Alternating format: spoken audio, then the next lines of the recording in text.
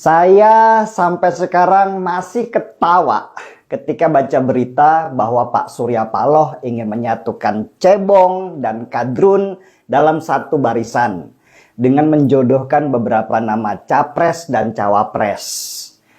Nama-nama itu ada Anies Baswedan, Puan Maharani, Ganjar Anies, dan Prabowo Anies. Niat beliau baik sebenarnya sih, tapi mohon maaf ya Pak, ini salah kaprah.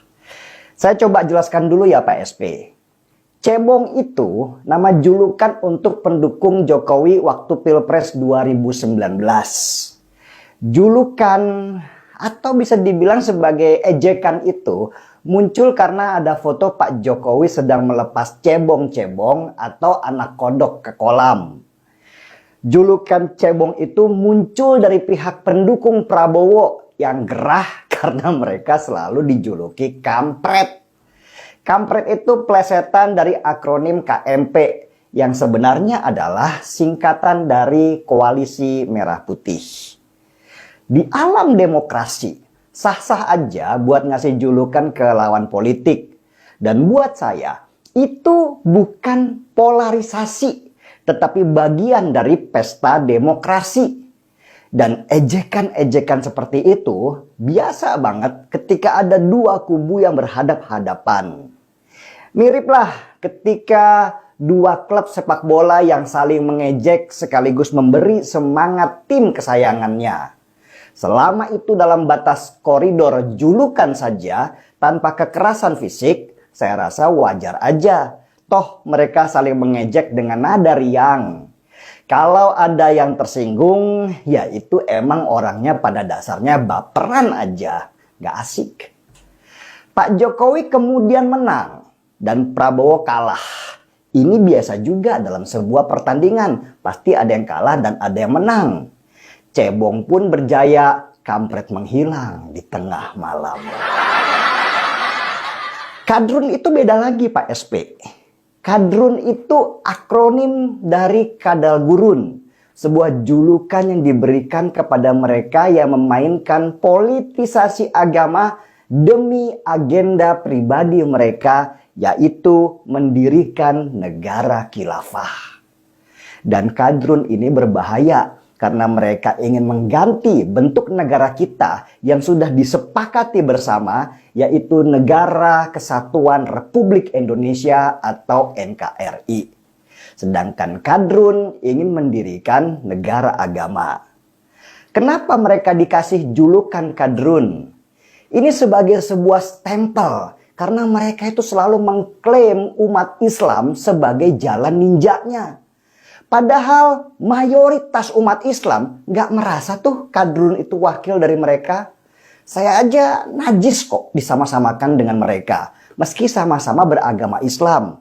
Karena saya cinta Indonesia dengan segala kebinekaannya. Disebut kadal gurun karena mereka sedang mengimpor budaya Arab ke Indonesia dan ingin bangsa ini tunduk kepada entitas Arab. Wah, ora sudi Pak. Ini bukan rasis. Ini justru bentuk kecintaan pada budaya asli negeri ini. Kadrun itu bisa berarti juga neo-Khawaris. Khawaris dalam sejarah Islam adalah para pembangkang yang tidak pernah tunduk pada pemerintah. Mereka menggunakan agama sebagai bagian dari cara mereka untuk berkuasa.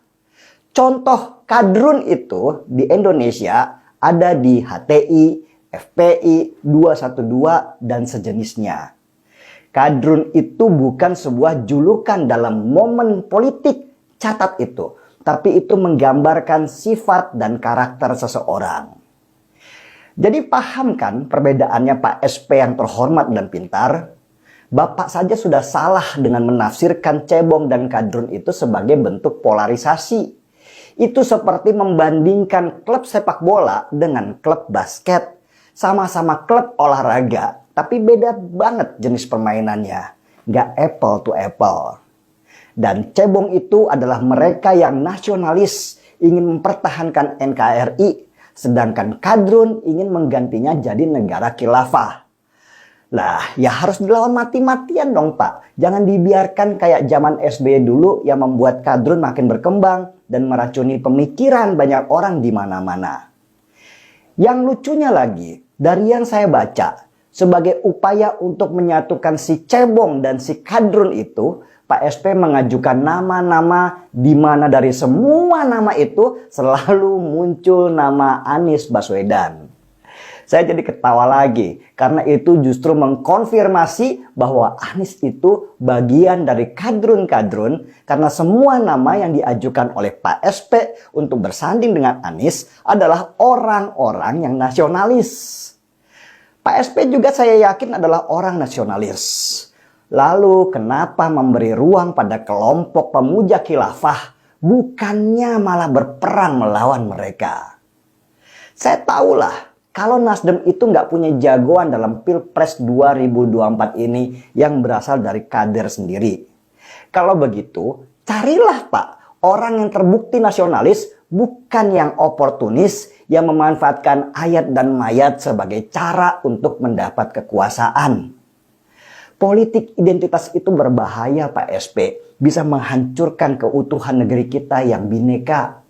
Dan jangan sampai Nasdem nantinya dikenal sebagai partai oportunis yang memainkan segala cara untuk bisa berkuasa. Nanti jelek loh nama partai Bapak. Dan noda itu Pak, percayalah, tidak akan hilang sepanjang zaman. Seperti nama Anies Baswedan yang akhirnya dicap Bapak politik identitas karena memanfaatkan politik agama di Pilgub DKI 2017. Mau dicuci sekeras apapun, kotorannya nggak bisa hilang. Karena dampak dari politik identitas itu menimbulkan luka dalam yang tidak akan pernah bisa hilang. Saya sih berharap semoga Nasdem bisa berpikiran rasional dengan tidak mencalonkan Anies Baswedan. Bukan karena Anies tidak punya hak dalam pemilu, tetapi karena dia sekarang menjadi simbol dari kadrun-kadrun itu untuk ditunggangi supaya mereka bisa berkuasa nanti di 2024. Dan cara untuk mencegah kadrun-kadrun itu adalah jangan calonkan Anies Baswedan sebagai bukti kita sayang pada dia. Kadrun itu ibarat virus yang sekarang sedang menumpang di tubuh Anies. Dan Anies harus dikarantina dulu supaya virusnya nggak menyebar ke masyarakat banyak. Jadi sudah paham kan Pak SP? Mari kita jadikan pemilu sebagai pesta demokrasi, bukan sebagai mesin penghancur negeri.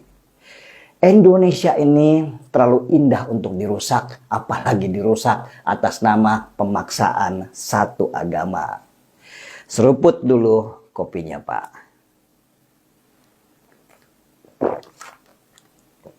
Ah.